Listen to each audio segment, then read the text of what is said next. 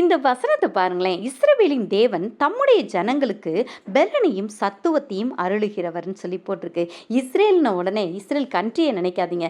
Those who are following Christ are call Israelites. Okay, so அப்படிதான் வேதம் சொல்லுகிறது.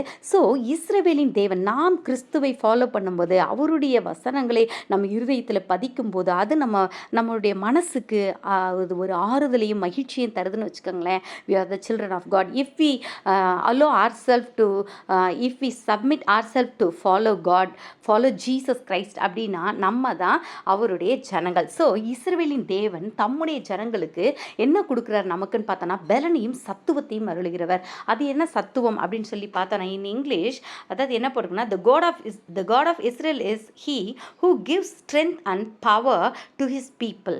S, நமக்கு ஸ்ட்ரென்த் கொடுக்குறாரு, அதோட பவர் கொடுக்குறாரு.